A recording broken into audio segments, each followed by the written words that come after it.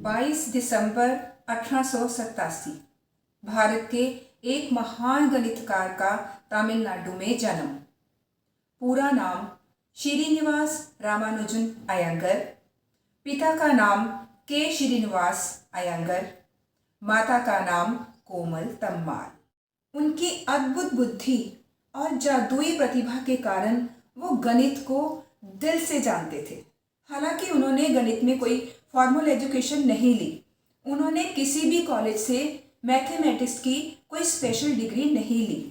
फिर भी उनकी दी हुई थ्योरीज और उनके फॉर्मूले पूरी दुनिया में प्रसिद्ध हैं और आज भी वैज्ञानिक उनकी थ्योरीज को और उनके फॉर्मूले को समझने में लगे हुए हैं। 22 दिसंबर का दिन तब हमारे लिए और स्पेशल बन गया जब स्वर्गीय प्रधानमंत्री डॉक्टर मनमोहन सिंह ने 2011 में उनके जन्म दिवस को नेशनल मैथमेटिक्स डे घोषित कर दिया और 2012 को नेशनल मैथमेटिक्स ईयर यानी राष्ट्रीय गणित वर्ष घोषित कर दिया।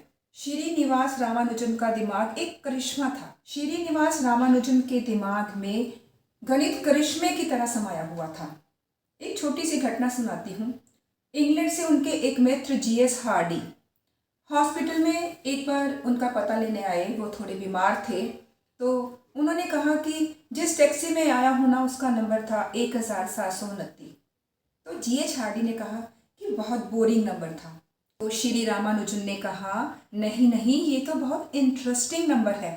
एकदम से उनके दिमाग में कोई कैलकुलेशन चली और उन्होंने कहा कि ये वो सबसे छोटा नंबर है जो 2 नंबर के क्यूब को जोड़कर बनाया जा सकता है और ऐसे 2 कॉम्बिनेशंस हैं जिसकी सहायता से 1729 नंबर प्राप्त किया जा सकता है। तो पहला कॉम्बिनेशन है 1 की क्यूब प्लस 12 की क्यूब। इसका मतलब है 1 को 3 बार गुना करना और 12 को भी 3 बार गुना करना, जिससे बनता है 1 जमा 1728 और जो बनता है 1729।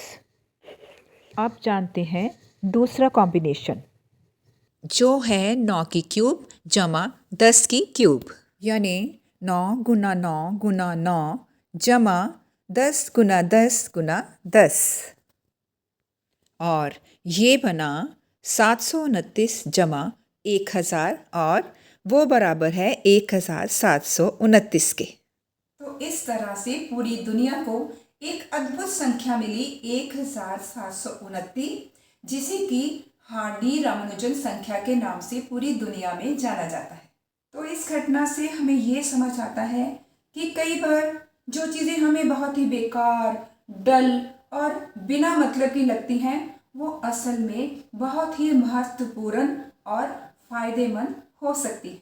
श्रीनिवास रामानुजन अयंगर जी 1887 में पैदा हुए और सन 1920 मात्र 32 वर्ष की उम्र में इस दुनिया को अलविदा कह गए।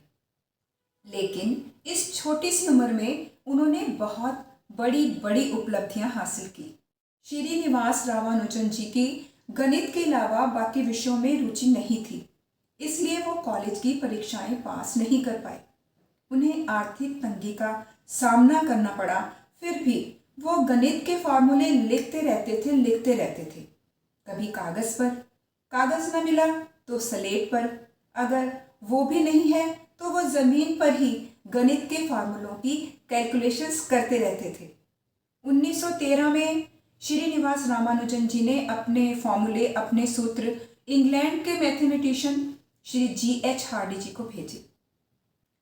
जीएच हार्डी ने जब उनके सूत्र को देखा तो उन्हें समझ में आ गया कि ये एक बहुत ही प्रतिभावान मैथमेटिशियन है। तो जीएच हार्डी ने उनकी प्रतिभा को पहचाना और 1914 में उनको इंग्लैंड बुलाया। वहाँ उन्हें कैम्ब्रिज यूनिवर्सिटी में काम करने का मौका मिला। फिर 1918 में वो रॉयल सोसाइटी ऑफ लंदन के सदस्य बने और ये सम्मान पाने वाले वो भारतीय मैथमेटिशियंस में से पहले मैथमेटिशियंस थे। और इसके बाद उसी वर्ष वो ट्रिनिटी कॉलेज कैम्ब्रिज के फेलो बने। इतनी छोटी सी उम्र और अब तक उन्होंने नंबर थ्योरी, इनफाइनाइट सीरीज और कंटिन्यूड फ्रैक्शंस में अपना अमूल्य योगदान दिया, जबकि उन्होंने कॉलेज से कोई फॉर्मल डिग्री हासिल नहीं की थी। छोटी सी उम्र और मैथमेटिक्स के फील्ड में बहुत सारी कॉन्ट्रीब्यूशंस, ये थी श्रीनिवास रामानुजन की दुनिया को देन। लेकिन भगवान को कुछ और ही मंजूर था।